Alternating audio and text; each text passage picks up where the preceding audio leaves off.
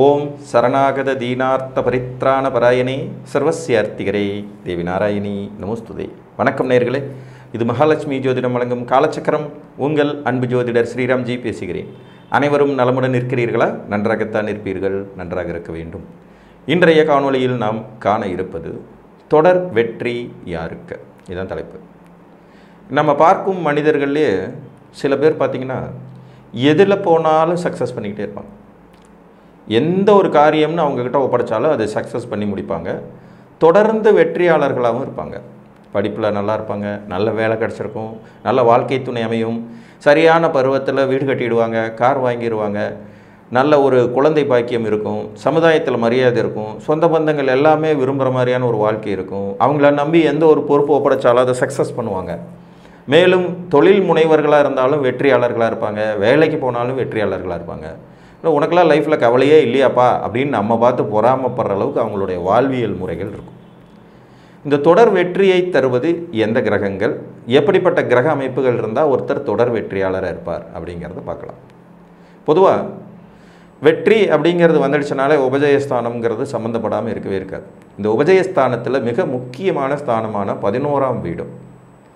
ஒருவன் பிறப்பினாலேயே அதிர்ஷ்டங்களை அனுபவிப்பதற்கு நல்ல பிறவிப்பா, இவன் போன பிறவியில் நல்ல புண்ணியம் பண்ணிட்டு இன்றைக்கி பிறந்திருக்கான், நல்ல அப்பா அம்மா கிடச்சிருக்காங்க, நல்ல மனைவி கிடச்சிருக்கா, நல்ல குழந்தைகள் அமைஞ்சிருக்கு, நல்ல சகோதரர்கள் அமைஞ்சிருக்காங்க, சூப்பரான ஃப்ரெண்ட்ஷிப் கிடச்சிருக்கு, நல்ல பாஸ் அமைஞ்சிருக்காரு, உங்களுக்கு உதவி பண்ணுறது மாதிரியான நபர்கள் உங்களை சுற்றி இருக்காங்கங்கிறத அனுபவிக்கிற பாக்கியதையை கொடுக்கறது 9ஆம். எந்த ஒரு ஜாதகத்திற்கு 9ஆம் அதிபதியும் 11ஆம் அதிபதியும் வலுவாக இருக்கிறார்களோ அவர்கள் ஒரு தொடர் வெற்றியாளர்கள் தான். உங்கள் ஜாதகத்தில் 9ஆம் அதிபதியும் ஆட்சி உச்சம் மூலத்திரிகோணங்கிற நிலையில் ஏதோ ஒரு வலுவோடு இருக்கணும். திக்பலம் குறைந்தபட்சம், வர்க்க உத்தமத்தை எடுத்துக்கலாம். அதே மாதிரி 11ஆம் அதிபதியும் ஆட்சி உச்சம் மூலத்திரிகோணம் திக்பலம் அல்லது வர்க்க உத்தமங்கிற நிலையில் இருக்கணும். இந்த 2 கிரகங்களும் இவங்க ஒன்றா இருக்கணுன்ற அவசியம்லாம் இல்லை. இந்த 2 பேருமே வேறு வேறு நிலைகளில் வலுவாக இருந்தால் நீங்கள் ஒரு வெற்றியாளர். மற்றவங்க பார்த்து பொறாமப்படுற அளவுக்கான வளர்ச்சியும் முன்னேற்றமும் வெற்றியும் உங்கள் ஜாதகத்தில் நிச்சயமாக இருக்கும். இந்த பாக்கியஸ்தானமும் லாபஸ்தானமும் அதுதான் ரெண்டும். பாக்கியாதிபதி வலுத்திருக்க வேண்டியது அவசியம். இது உங்களுக்கான உறவுகளை நல்ல நிலையில் மேம்படுத்தும், செழுமையான உறவுகளை கொடுக்கும்.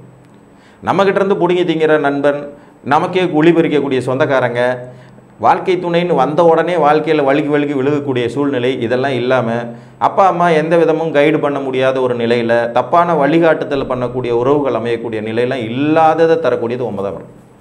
ஒரு ஜாதகத்தில் 9ஆம் அதிபதி வலுவாக இருந்தார்னாலே அவருக்கு உறவுகளால் எப்போவுமே ஒரு போஷாக்கு இருக்கும். நான் இருக்கேன்ப்பா பார்த்துக்கலாம் அப்படிங்கிறது மாதிரி சொல்கிறதுக்கு 4 பேர் இருப்பாங்க. அப்படி இருக்கிறவங்களே மேக்சிமம் ஜெயிப்பாங்க. எதை செய்தாலும் அதில் வெற்றியும் லாபமும் கட்டாயம் வேணும். லாபமும் வெற்றி இல்லாத ஒரு காரியத்தை செய்கிறதுனால எந்த விதமான பிரயோஜனமும் கிடையாது. நீங்கள் ஒரு படிப்பு படிக்கிறீங்கன்னா அந்த படிப்புனால உங்களுக்கு பிரயோஜனம் இருக்கணும். ஒரு வேலை பார்க்குறீங்கன்னா அந்த வேலையால் உங்களுக்கு ஒரு பிரயோஜனம் இருக்கணும். ஒரு உழைப்பை நீங்கள் விதைக்கிறீங்கன்னா அந்த உழைப்பினால உங்களுக்கு பிரயோஜனம் இருக்கணும். ஒரு தொழில் செய்கிறீங்கன்னா அந்த தொழிலால் ஒரு லாபம் இருக்கணும். லாபமும் இல்லாமல் ஒரு முன்னேற்றமும் இல்லாத தொழிலை செஞ்சுக்கிட்டே போகிறதுங்கிறதுல வாழ்க்கையில் எந்த விதமான உபயோகமும் கிடையாது. அப்போ அந்த லாப மேன்மையை தரக்கூடிய 11ஆம் அதிபதி. ஸோ உங்கள் ஜாதகத்தில் இந்த 9, 11ஆம் அதிபதிகள் வலுவாக இருந்துட்டாங்கன்னா நீங்கள் செய்யக்கூடிய காரியங்களில் தொடர்ந்து சக்ஸஸ் பண்ணிக்கிட்டால் அடுத்த கட்டம் போயிட்டே இருக்கு. இப்போ 12 லக்னங்களுக்கும் இந்த 9, 11ஆம் அதிபதிகள் எப்படி இருந்தால் நல்லாயிருக்கும் அப்படிங்கிறத பார்க்கலாம். மேச லக்னத்துக்கு குரு பகவான் லக்னத்தில் இருந்தாலும் சரி, 4ஆம் இடத்துல இருந்தாலும் சரி, 9ல் இருந்தாலும் சரி, 12ல் இருந்தாலும் சரி, இது ஒரு வலுவான அமைப்பு. லக்னத்தில் திக்பலம், 4ஆம் இடத்துல உச்சம், 9ல் வந்து பாக்கியம் ஆட்சி, 12ஆம் இடத்துலையும் ஆட்சி. அதே மாதிரி 11ஆம் அதிபதியான சனி பகவான் 11ல் இருந்தாலும் சரி, 10ல் இருந்தாலும் சரி, 7ல் இருந்தாலும் சரி, பவர் தான். இந்த 3 வீடுகள் இந்த அமைப்பில் மேச லக்னக்காரங்க பிறந்தாங்கன்னா நீங்கள் ஒரு தொடர் வெற்றியாளர். ரிஷப லக்னத்தை பொறுத்த வரைக்கும் 11ஆம் அதிபதியாக 8க்குடைய குருவே வருவார். மேற்கூறிய அமைப்புப்படியே லக்னத்தில் அவர் இருந்தாலும், 3ஆம் இடத்துல இருந்தாலும், 8ஆம் இடத்துல இருந்தாலும், 11ஆம் இடத்துல இருந்தாலும் சிறப்பு தான். இவருக்கு 9ஆம் அதிபதியாக வரக்கூடிய சனி பகவான் 9 அல்லது 10 அல்லது 6ஆம் இடத்துல வலுவோடு இருக்கலாம். 7ல் விருச்சிகத்திலையும் கூட இருக்கலாம். அங்கே திக்பலம் அப்படிங்கிற அமைப்பை பெறுவார். மிதுன லக்ன ஜாதகர்களுக்கு செவ்வாய் 11ஆம் அதிபதியாகவும் 6ஆம் அதிபதியாகவும் வருவாங்க. இந்த செவ்வாய் 10ஆம் இடத்துல இருந்தாலும் சரி, 11ஆம் இடத்துல இருந்தாலும் சரி, 6ஆம் இடத்துல இருந்தாலும் சரி, 8ஆம் இடத்துல இருந்தாலும் சரி சிறப்பு.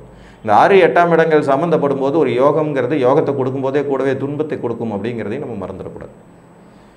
அடுத்து இவர்களுக்கு 9ஆம் அதிபதியான சனி பகவான் 7ஆம் இடமான தனுசில் இருக்கலாம், 9ஆம் இடத்துல ஆட்சியில் இருக்கலாம், 5ஆம் இடத்துல உச்சத்தில் இருக்கலாம், இல்லை 8ஆம் இடத்துலையும் ஆட்சியில் இருக்கலாம். 8ஆம் இடம் சம்மந்தப்படும் போது சில துன்பங்களும் அந்த இடத்துல இருக்கும். கடகலக்ன ஜாதகங்களை பொறுத்த வரைக்கும் குரு லக்னத்திலே இருப்பது இரட்டை மடங்கு யோகத்தை தரக்கூடிய ஒன்று. 6ஆம் இடத்தில் ஆட்சியாக இருந்தாலும் சரி, மீனத்தில் 9ஆம் இடத்தில் ஆட்சியாக இருந்தாலும் சரி, சிறப்பு, உத்தமம். 11ஆம் அதிபதியான சுக்கிரன் 11லே ஆட்சியாக இருக்கலாம், 4ஆம் இடம் துலாத்தில் ஆட்சியாக இருக்கலாம், அல்லது மீனத்தில் உச்சமாக இருக்கலாம். இது இவர்களுக்கு மிகுந்த ராஜயோகத்தை தரும். சிம்மலக்ன ஜாதகர்களுக்கு புதன் லக்னத்தில் இருக்கலாம், 11ல் இருக்கலாம், 2ஆம் இடத்துலையும் இருக்கலாம். வெகு சிறப்பான யோகத்தை தரக்கூடிய அமைப்பாக இருக்கும். 9ஆம் அதிபதியான செவ்வாய் 9லே ஆட்சி பெறுவது, 10ஆம் இடத்துல திக்பலம் பெறுவது, 4ஆம் இடத்தில் ஆட்சி பெறுவது ரொம்ப சிறப்பான அமைப்பாக இருக்கும். 6ஆம் இடத்துல உச்சம் பெறுறதும் சிறப்பு தான். பட் 6ஆம் இடம் சம்மந்தப்படுறதுனால ஏற்படுற சில விளைவுகளையும் சந்திக்க வேண்டியது இருக்கும். எப்போவுமே ஒரு 6, 8 இந்த ஸ்தானங்கள் தொடர்பு கொண்டாலே அது ஒரு நெகட்டிவ் பலனை கொடுக்கத்தான் செய்யும். 6, 8, 12ங்கிறது அதனால தான் துர்ஸ்தானங்கள்னு சொல்லி வச்சுருக்கோம். இதில் 6, 8 ஹைலைட்டான துர்ஸ்தானம். கன்னிலக்ன ஜாதகர்களுக்கு ஆட்டோமேட்டிக்காக 9ஆம் அதிபதியாக வரக்கூடியவர் சுக்கிரன். இவர் லக்னத்தில் இருக்கும்போது நீச்சம் அடைவாருங்களா, 2ஆம் இடம், 9ஆம் இடம், 7ஆம் இடம் சிறப்பு. லக்னத்தில் ஒருவேளை இருந்தார்னா நீச்ச பங்கம் கண்டிப்பாக கிடைக்கணும். 11ஆம் அதிபதியான சந்திரன் வளர்பிறை சந்திரனா பௌர்ணமிக்கு நிகரான ஒளியோடு இருக்கிறது சிறப்பு. தனுசில் திக்பலம் அடைஞ்சால் ஓகே, ரிஷபத்தில் உச்சமானால் ஓகே, கடகத்தில் ஆட்சியானால் ஓகே. துலா லக்னத்தை பொறுத்த வரைக்கும் சூரியன் 11ஆம் அதிபதியாகவும் புதன் 9ஆம் அதிபதியாகவும் வருவாங்க. புதன் லக்னத்தில் இருக்கலாம், 12ஆம் இடத்துல இருக்கலாம், 9ஆம் இடத்துல இருக்கலாம், சிறப்பு.